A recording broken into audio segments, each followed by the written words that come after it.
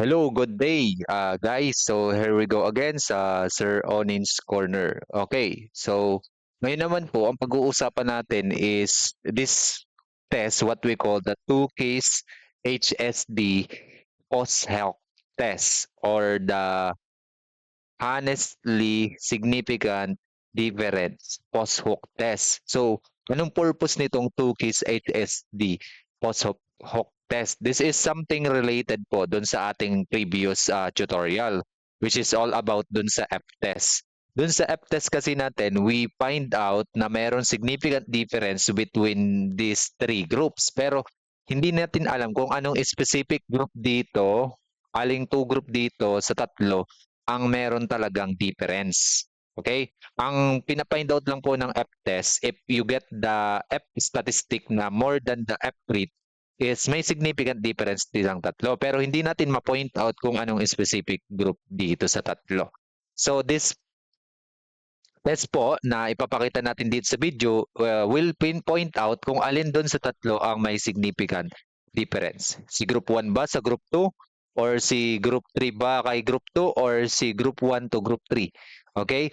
So, to find this HSD or to get to perform this, we have equations. Siyempre, so, ang equation po ginagamit for this test is goes like this. We have HSD ano, is equal to, we have the constant here na naman po. Ang constant po dito, ang symbol niya ay Q. Ano? So, this is could be derived from the table of this type of test. Then, doon sa table po, nakaset din po yung alpha. Parang doon sa F-crit din natin at saka sa T-crit. Ano? Ganun din lang yung itsura niya. Tapos, kailangan natin ang value ng K, which is yung ilang group ang meron tayo na kino-compare. And also, the degrees of freedom within group. Okay? Then, after natin makuha yung Q from the table, hindi naman natin siya kailangan i-calculate. Kailangan lang natin kunin sa table yung constant na to. Ipumultiply po natin yan sa square root of the mean of square within group divided by n. So ito naman pong mean of square within group ay na-compute na natin on our last video in the F-test. Kaya madali na po siyang kunin.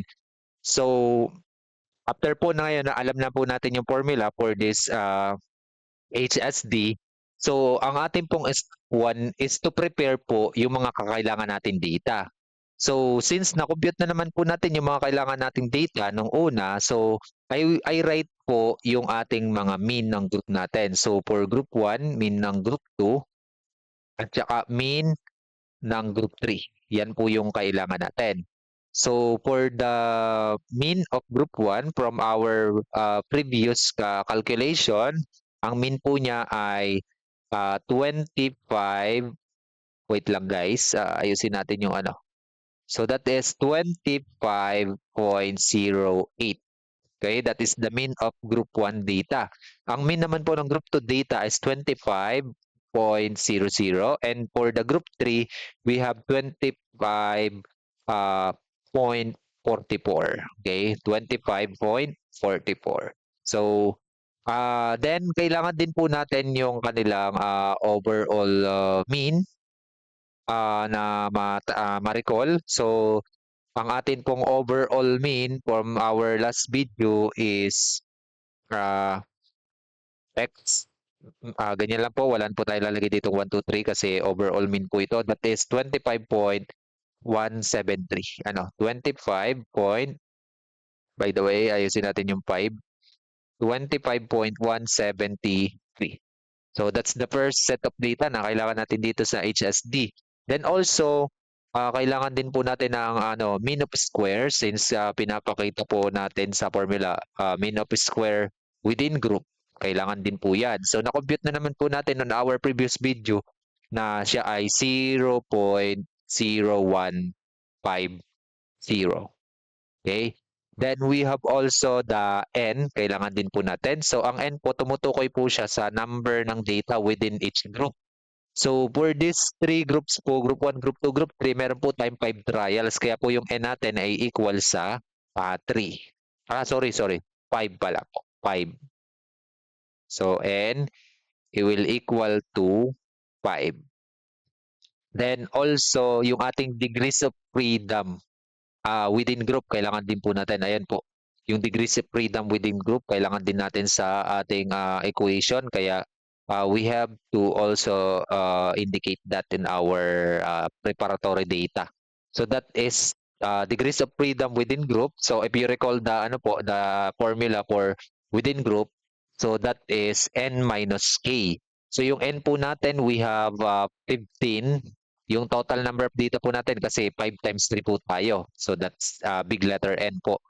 Minus K po, yung total number of groups naman po, meron po tayong 3 groups pala. So 15 minus 3 equals 12. So that is 12 po ang ilalagay natin dyan sa degrees of freedom within group. So let me write 12. So yan, almost prepare na po yung ating ano para dito sa ating HSD or the honestly significant difference. Okay? So now, after that po is ayusin lang po natin muna pala yung ano, yung ating position dito. Itaas natin ng konti para magkasya yung lahat ng calculation. So, kukunin po muna natin yung Q. Ang Q po, depende po siya sa alpha. Ang sinet naman po nating alpha, remind po, ay 0.05 po. So, that's our alpha, 0.05. Then, ang atin pong K, so ang ating K po ay equal sa ilang group po ba yung ating kino-compare? We have 1, 2, and 3. Yun po yung tinutukoy ng A. Then we have also the degrees of freedom within group. So given naman po, ayan po. So 12 po. So bali po, meron po tayo ditong pagtitingnan na table para makuha natin yung Q. So let me copy po ulit the HSD. Then, aalamin natin kung ano yung Q. Bali po, ang madedetermine po natin bakit kailangan natin kunin ng HSD is the minimum difference ng mean ng ating mga group. Pag minus natin yung mean ng mga group, kailangan ma-meet niya yung minimum na makukumpute natin dito sa HSD. Then, pag hindi niya na-meet, ibig sabihin, walang significant difference yung dalawang group na yun. Okay? So, yung Q po ay titingnan natin dito sa table. Itong table na po ito ay i-type nyo lang po is HSD post hoc test table. So, malabas naman po ito sa internet. So, titingnan nyo lang po dito yung ating K. So, yung ating K dun sa ating ano dito is 3. So, titingnan nyo lang po dun sa taas, yung 3. So, bale, i-mark po natin, that is that 3. Tapos, yung degrees of freedom within group po, na value natin kanina, di ba, as you remember, that is 12. So, kung saan po sila uli nagtapat, yun po yung ating minimum. No, hindi pala minimum. That is our Q. Ang ating Q po ay 3.773. Okay, so balik po tayo dun sa calculation. So ilalagay nyo lang po yung Q ay 3.773. 3.773 square root of MSW or yung ating minus square within group na na-compute na natin on our previous video which is 0.0150. Lagay nyo lang po 0.0150 divided by yung ating n which is equal to 5. May 5 trials po tayo kasi per group. So, equal nyo lang po. Then ito po, ang gawin ko na lang po, ipipindutin na natin ang direktahan sa calculator. Siguro naman meron kayong mga scientific calculator pagdating ng final exam, di ba? So, let us compute that na direktahan na po sa ating scientific calculator. So, 3.77. So, bale po, 3.773, sorry, 3.773 square root. Tapos yung nasa loob po ng square root ay 0.0150. Yan. So, divided by, is ano na po natin, fraction. Yeah, divided by 5. So, pindutin niyo lang po yung equal sign and lalabas na po yung ating sagot which is 0.207. So, 3 digits na lang po yung ating kokopyahin. 0.207. So, ang ating HSD in this problem is 0.207. Okay, let me write 0.207. Lagay lang po natin ang unit kung gusto niyo po. Pwede rin namang wala, pwede ding meron kasi ml po yung titration natin, sample problem. So bale, pwede namang wala. So ito po yung minimum na kailangan ma-hit nung differences nitong mga group natin. Ano? So for the next step po, since na-compute na po natin ang minimum na mean difference na kailangan nilang ma-hit is kukunin natin yung mga difference ng bawat group. So let us first po iset po natin yung ating kukuha na ng difference. Una po muna is the difference of the mean ng group 1 minus yung sa group 2 na mean. So equal. Tapos sunod po ay group 1 naman, i-compare natin yung difference, yung kanyang difference naman kukunin natin with the group 3. Tapos sunod is group 2 naman at group 3. Okay? So lahat naman ng group ay napadaanan na at pinag-minus natin. Then ilalagay nyo lang po dito sa loob is yung kanilang mga mean, tapos ima-minus nyo. Ang mean po ng group 1, kung mapapansin nyo, that is 25.08. Tapos minus po natin sa mean ng group 2. Ang mean ng group 2 ay 25.00. Yan, mamaya po na po natin kunin yung mga difference. So ang mean po ng group 1 again, 25.08. Ma-minus po natin sa mean ng group 3 which is 25.54. Yan, tapos ganun din po ito, 2 at 3 naman po, 25.00. 00 minus 25.44. Okay?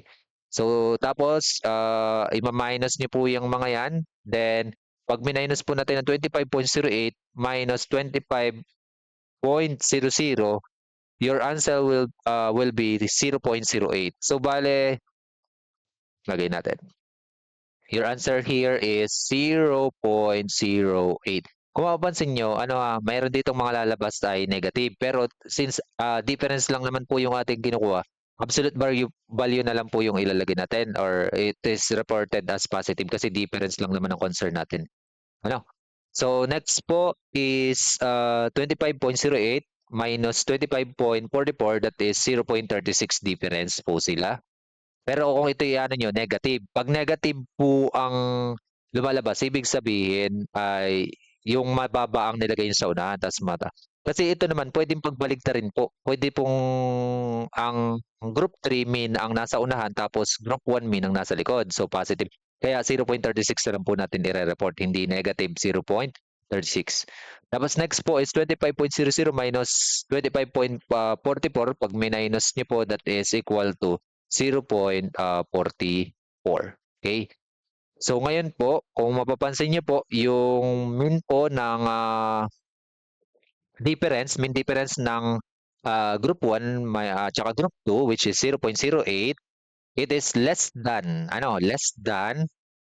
our minimum mean difference na 0.207. So that is less than, pagka ganyan po ang interpretation po natin pag HSD or Tukey's post-hook test o yung ating honestly significant difference ay not significant. So since less than po siya sa sinet natin na minimum na 2.07, ang po nito, ang interpretation ay not significant. Ibig sabihin walang significant difference,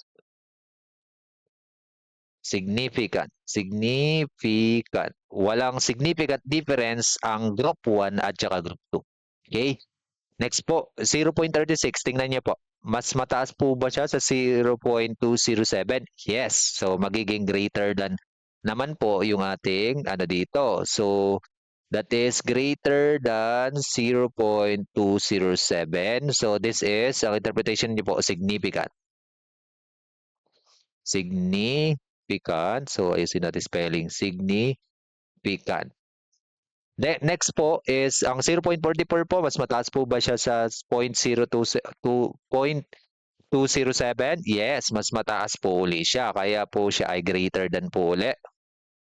Tapos 0.207, that is significant. So how can you interpret the result? It is in the F test, may significant difference. Pero we point out na ang may significant difference lang po is group 1 at group 2, group 2 at group 3. Okay? Group 1 at group 3, sorry pala.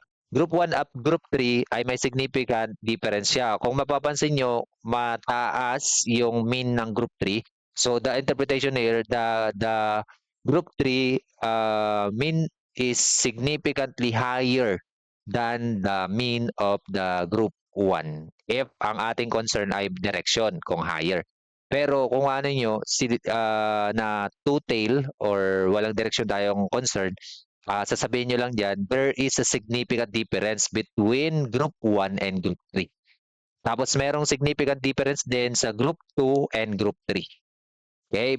Due to the kanilang mean difference na mas mataas sa minimum na 0.207.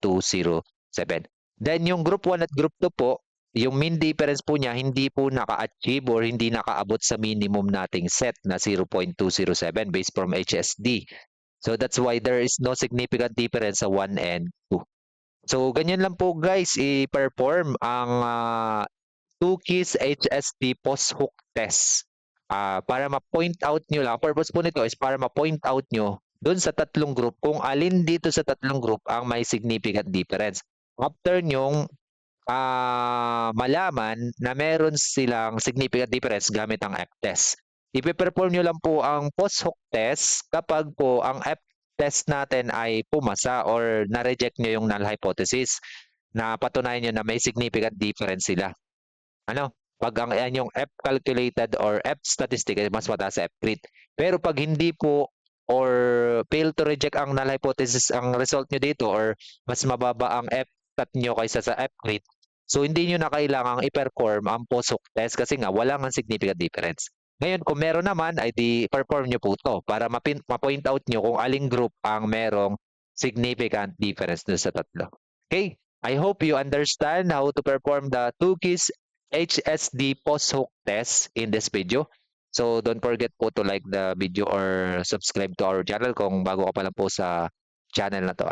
That's all for this video and God bless you all guys.